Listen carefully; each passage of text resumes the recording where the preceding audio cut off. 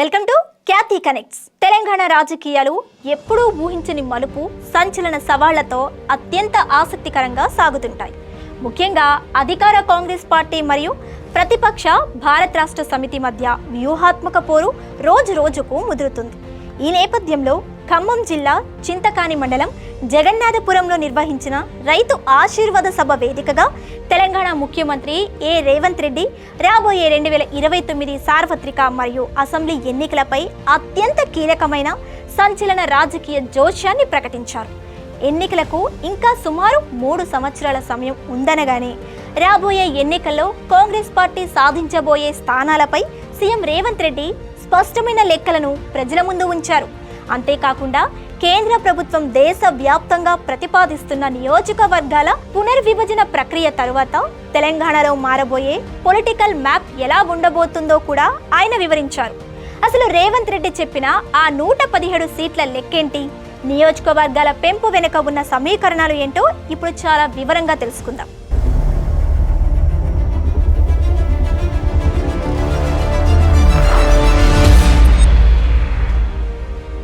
ముఖ్యమంత్రి రేవంత్ రెడ్డి తన ప్రసంగంలో దేశవ్యాప్తంగా కేంద్రంలోని బీజేపీ ప్రభుత్వం తీసుకురాబోతున్న నియోజకవర్గాల పునర్విభజన అంశాన్ని ప్రధానంగా ప్రస్తావించారు. ప్రధానమంత్రి నరేంద్ర మోదీ, కేంద్ర హోంమంత్రి అమిత్ షాల వ్యూహాలు మరియు పార్లమెంట్లో ఉన్న సంఖ్యా బలాన్ని బట్టి చూస్తే రాబోయే కాలంలో డీలిమిటేషన్ బిల్లు పాస్ కావటం ఖాయంగా కనిపిస్తుందని ఆయన అభిప్రాయపడ్డారు.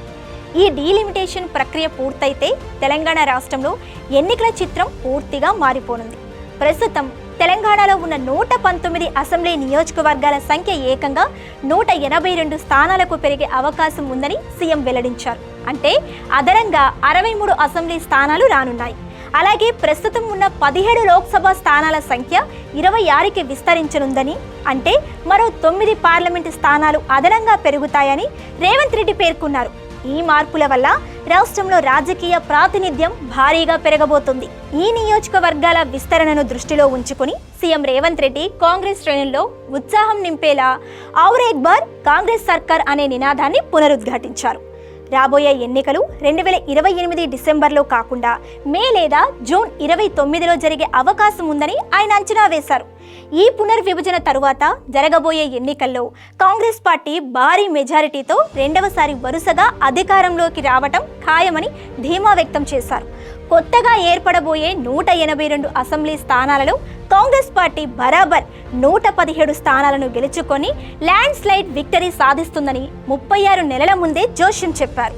అలాగే రాష్ట్రంలోని 26 లోక్సభ స్థానాలలో 20 స్థానాలను కైవసం చేసుకుని కేంద్రంలో రాహుల్ గాంధీని తదుపరి ప్రధానమంత్రిని చేయడంలో తెలంగాణ కీలక పాత్ర పోషిస్తుందని సీఎం రేవంత్ రెడ్డి ప్రకటించారు. 2023 ఎన్నికల సమయంలో తాను చెప్పిన అంచనాలు ఎలా నిజమయ్యాయో ఈ 2029 అంచనా కూడా అలాగే నిజం కాబోతుందని ఆయన స్పష్టం చేశారు. ఇక ఇదే వేదికపై నుండి ముఖ్యమంత్రి ప్రతిపక్ష భారత రాష్ట్ర సమితిపై తీవ్ర స్థాయిలో విమర్శనాస్త్రాలు సంధించారు. మార్కెట్లో కాంగ్రెస్ ప్రభుత్వానికి వ్యతిరేకంగా వస్తున్న తొలి సర్వేలను ఆయన ఫేక్ సర్వేలుగా కొట్టిపారేశారు. ఇంకా ఎన్నికల షెడ్యూల్ కానీ, నియోజకవర్గాల రిజర్వేషన్ల ప్రక్రియ కానీ ఖరారు కాకముందే ఇలాంటి తప్పుడు సర్వేలతో ప్రజల్లో అపోహలు సృష్టించాలని ప్రతిపక్షాలు చూస్తున్నాయని మండిపడ్డారు.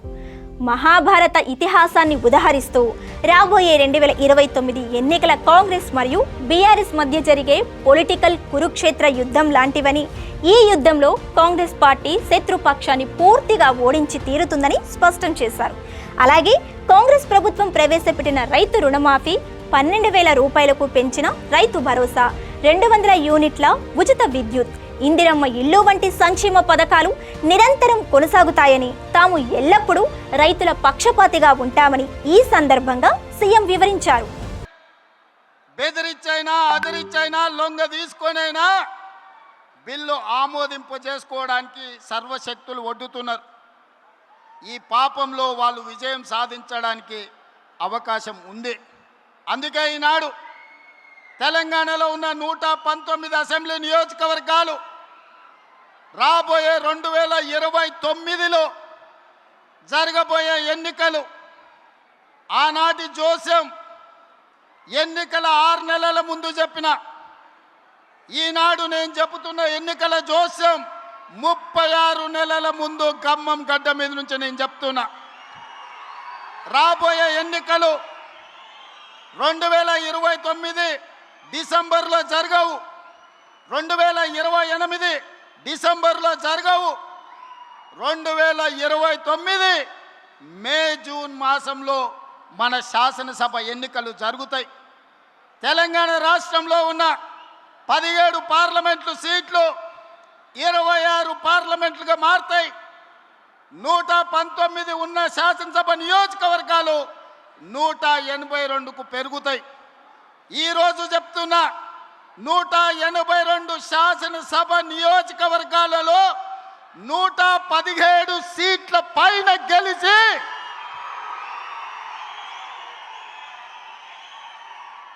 117 మీడియా మిత్రులారా రాసుకోండి, 117 అంటే 117 శాసన సభ్యులను గెలిపించుకొని రెండవసారి తెలంగాణ రాష్ట్రంలో ప్రజాపాలనను కాంగ్రెస్ ప్రభుత్వాన్ని గెలిపిస్తాం.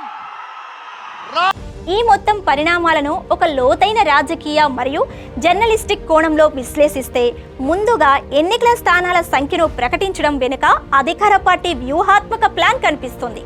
క్యాడర్లో ఉత్సాహం నింపడం, ఎన్నికలకు ఇంకా 3 ఏళ్ల సమయం ఉన్నప్పటికీ నియోజకవర్గాల పెంపు అంశాన్ని తెరపైకి తెచ్చి సీట్ల సంఖ్యను ప్రకటించడం ద్వారా అటు పార్టీ శ్రేణుల్లోనూ ఇటు టికెట్ ఆశించే ద్వితీయ శ్రేణి నాయకులలోనూ కొత్త ఉత్సాహాన్ని నింపేందుకు లీడర్షిప్ ప్రయత్నిస్తోంది. ప్రభుత్వ వ్యతిరేక ప్రచారాలను మరియు సర్వేలను తిప్పికొట్టడానికి తాము పూర్తి ఆత్మవిశ్వాసంతో ఉన్నామనే సంకేతాన్ని ప్రజల్లోకి బలంగా పంపడానికి ఈ వేదిక ఉపయోగపడింది. అయితే భవిష్యత్తులో డీలిమిటేషన్ ప్రక్రియ ఏ విధంగా జరుగుతుంది, భౌగోళికంగా నియోజకవర్గాల సరిహద్దులు ఎలా మారబోతున్నాయి అనే సాంకేతిక అంశాలపైనే రాబోయే రోజుల్లో పార్టీల అసలు గెలుపోటముల వ్యూహాలు ఆధారపడి ఉంటాయని రాజకీయ నిపుణులు విశ్లేషిస్తున్నారు.